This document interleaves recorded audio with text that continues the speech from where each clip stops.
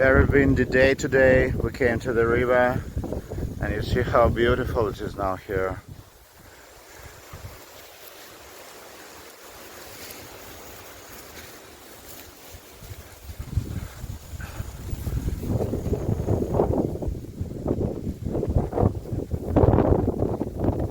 It seems the storm will start very soon. But I hope we will have time to swim before.